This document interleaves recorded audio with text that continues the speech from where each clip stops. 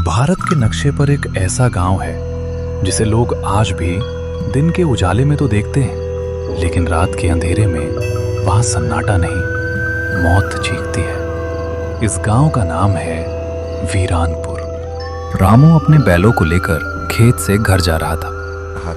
हे भगवान, आज बहुत देर हो गई, जल्दी घर पहुंच जाऊं बस। अचानक लालटेन की लौ फड़फड़ाने लगती है। बैल अचानक रुक जाते हैं और घबराकर पीछे हटने लगते हैं। कौन है वहां? प्यास, मुझे प्यास लगी है। बचाओ! समीर अपने बचपन के गांव वीरानपुर छुट्टियां बिताने आया था। साथ में थे उसके दो दोस्त, लेकिन उन्हें नहीं पता था कि ये छुट्टियां उनकी जिंदगी की आखिरी छुट्टियां हो सकती हैं। गांव की मिट्टी की खुशबू ही अलग है। पूरे 5 साल बाद वापस आया हूँ। भाई, कहाँ ले आया तू मुझे? ना यहाँ 5G नेटवर्क है और ना ही कोई कैफे, सिर्फ गोबर की बदबू आ रही है। अरे शहर के बाबू, ये वीरानपुर है। यहाँ इंटरनेट नहीं, इंसान के अंदर का डर कनेक्ट होता है।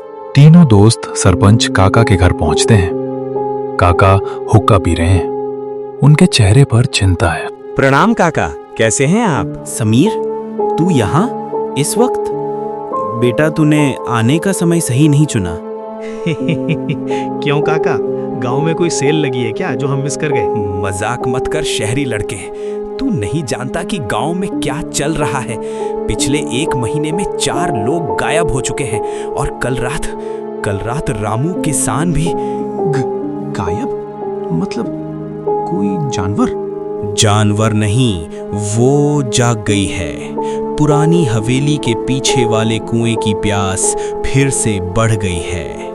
कम ऑन काका, 21वीं सदी में आप भूत प्रेत और चुड़ैलों की बातें कर रहे हैं। ये सब सिर्फ अनपढ़ लोगों का वहम होता है। वहम?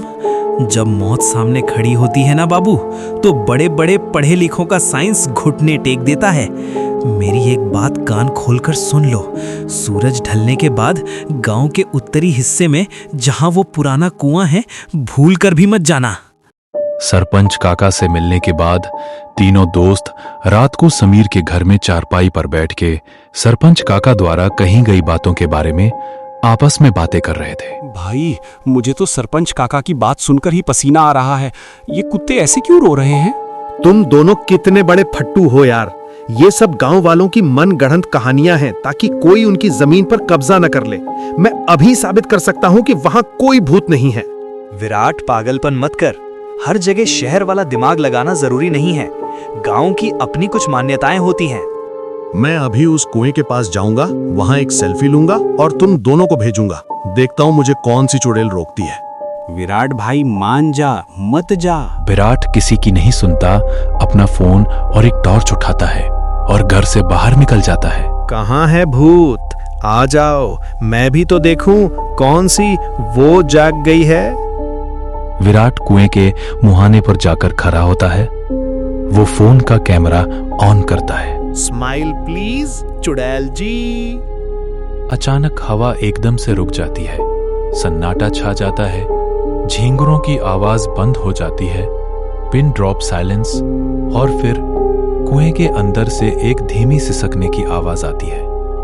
बचाओ, कोई मुझे बाहर निकालो। कौन है अंदर? कोई गिर गया है क्या? विराट अपनी टॉर्च जलाता है और कुएं के अंदर झांकता है। कुआं बहुत गहरा है। नीचे सिर्फ अंधेरा दिख रहा है। तू आ गया मेरी प्यास बुझाने। अरे बाप रे, ये क्या रे?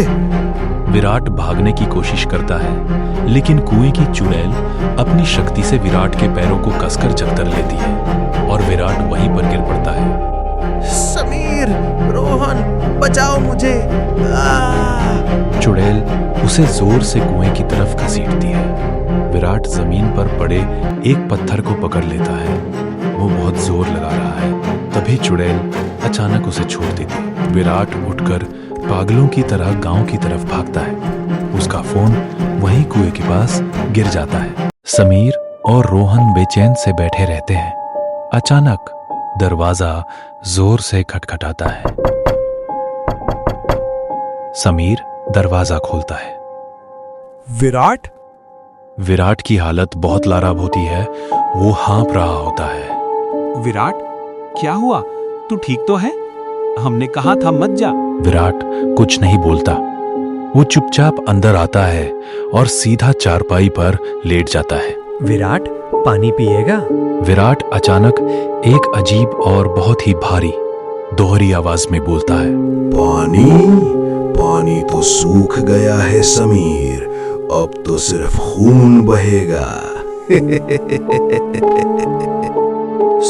समीर, इसकी आवाज को क्या हुआ?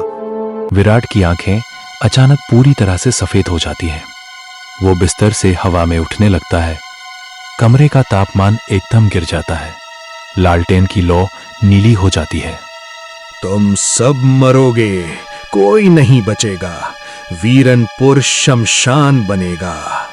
अचानक विराट बिस्तर पर धड़ाम से गिरता है और बेहोश हो जाता है। अगली सुबह समीर और सरपंच काका विराट को लेकर तांत्रिक अघोरनाथ की एक गुफानुमा जगह पर आते हैं। अघोरनाथ धूनी रमाए बैठे हैं।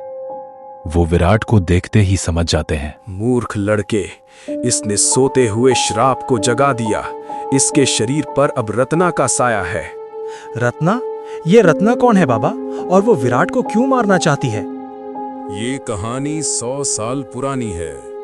100 साल पहले वीरनपुर में भयंकर सूखा पड़ा था। बारिश की एक बूंद नहीं गिरी थी। लोग प्यास से मर रहे थे। उसी गांव में रत्ना नाम की एक खूबसूरत और गरीब औरत रहती थी। उसका पति युद्ध में मारा गया था। गांव के जमींदार की गंदी नजर रत्ना पर थी। जब रत्ना ने उसके आगे झुकने से मना कर दिया तो जमींदार ने अपनी ताकत का फायदा उठाकर पूरे गांव में अफवाह फैला दी। यही है वो डायन, इसी की वजह से गांव में सूखा पड़ा है। ये काला जादू करती है। जब तक ये जिंदा है, इंद्रदेव पानी नहीं बरसाएंगे। अंधविश्वास और प्यास से पागल हो चुके गांव वालों ने जमींदार की बात मान ली। एक रात अमावस्या के दिन उन्होंने रत्ना के घर पर हमला कर दिया। मुझे छोड़ दो, मैंने कुछ नहीं किया। मेरे बच्चे पर रहम करो। लेकिन किसी ने उसकी एक न सुनी। उन्होंने रत्ना को उस सूखे कुएं में धकेल दिया और ऊपर से बड़े बड़े पत्थर डाल दिए। मरने से पहले कुएं की गहराई से रत्ना की चीखें गूंजी, एक श्राप बनकर। तुमने मेरी जान ली है। एक दिन मैं लौट कर आऊंगी। इस गांव का पानी सूख जाएगा और मेरी प्यास तुम्हारे खून से बुझेगी। उसके मरने के कुछ दिन बाद गांव में बारिश तो हुई, लेकिन वो कुआं हमेशा के लिए जहरीला हो गया। जिसने भी उसका पानी पिया वो तड़प तड़प कर मर गया। गांव वालों ने उस कुएं को बंद कर दिया, लेकिन कल रात इस लड़के ने वहां जाकर उस श्राप को फिर से आजाद कर दिया है। तो अब क्या होगा बाबा? क्या विराट मर जाएगा? आज रात पूर्णिमा है। रत्ना की शक्ति आज चरम पर होगी। वो इस लड़के की बलि देकर पूरी तरह से आजाद होना चाहती है। उसे रोकने का सिर्फ एक ही तरीका है। क्या तरीका है बाबा? हम कुछ भी करने को तैयार हैं। हमें आज रात उसी कुएं पर जाना होगा जहां से शुरुआत हुई थी, अंत भी वहीं होगा। कुएं के बगल में अघोरनाथ ने राख और सिंदूर से एक बड़ा चक्र बनाया हुआ होता है। बीच में विराट को जंजीरों से बांधा गया होता है। विराट का शरीर अकड़ा हुआ होता है। समीर और रोहन सुरक्षा घेरे के बाहर खड़े होते हैं। ओम क्रीम क्रीम ओम पिशाचिनी भस्म स्वाहा। अचानक विराट का सिर झटके से ऊपर उठता है। उसकी आंखें लाल अंगारे की तरह चमक रही होती है। अघोरी, तू मुझे नहीं रोक सकता। आज मैं इसे अपने साथ ले जाऊंगी। 100 साल का इंतजार खत्म हुआ। विराट जंजीरों को तोड़ने की कोशिश करता है। लोहे की जंजीरें चटकने लगती हैं। समीर, जंजीरें टूट रही हैं। समीर, पवित्र जल का कलश उठाओ। जब मैं कहूं तो इसे सीधा कुएं में फेंक देना। इससे कुएं की नकारात्मक ऊर्जा खत्म हो जाएगी। समीर एक पीतल का कलश उठाता है। तभी एक बहुत तेज आंधी आती है। अघोरनाथ की धूनी बुझने लगती है। विराट पूरी ताकत से एक जंजीर तोड़ देता है और अघोरनाथ की गर्दन पकड़ लेता है। समीर, जल्दी करे। समीर कुएं की तरफ दौड़ता है। तभी कुएं के अंदर से वही काले बाल और लंबे लंबे हाथ वाली चुड़ैल बाहर निकलती हैं और समीर का रास्ता रोक लेती है। एक भयानक सड़ी हुई और जली हुई आत्मा, रत्ना का असली रूप, कुएं के ऊपर हवा में तैरती हुई दिखाई देती है। तू नहीं बचेगा। वो अपने लंबे नाखूनों वाले हाथ समीर की छाती में गाड़ने के लिए आगे बढ़ती है। विराट मेरा दोस्त है, मैं उसे कुछ नहीं होने दूंगा। समीर तेजी से नीचे झुककर रत्ना के वार से बचता है और अपनी पूरी ताकत से पवित्र जल का कलश सीधा कुएं के एकदम बीचों बीच अंदर फेंक देता है। कलश के गिरते ही कुएं के अंदर से एक तेज नीली और सुनहरी रोशनी निकलती है। रोशनी कुएं के मुहाने को पार करते हुए रत्ना की आत्मा को जला देती है। रत्ना की आत्मा जलकर राख में बदल जाती है और हवा में उड़ जाती है।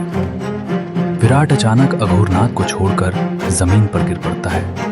हवा एकदम से शांत हो जाती है। अगली सुबह बस स्टैंड पर तीनों दोस्त खड़े होते हैं। विराट के गले में एक ताबीज बंधा होता है। Sameer, Rohan, thank you. अगर तुम दोनों नहीं होते तो कल रात मैं... अरे भाई, शहर जाके इस बात को किसी को बताना मत, वरना लोग कहेंगे हम सब पागल हो गए हैं। मजाक छोड़ो, कम से कम अब तू इतना तो मान गया ना कि हर चीज साइंस नहीं होती। कुछ चीजें हमारी समझ से बाहर हैं। सरपंच काका और अघोरनाथ उन्हें विदा करने आते हैं। जीते रहो बच्चों, तुमने हमारे गांव को उस श्राप से हमेशा के लिए आजाद कर दिया। वो कुआं अब सूख गया है पूरी तरह से।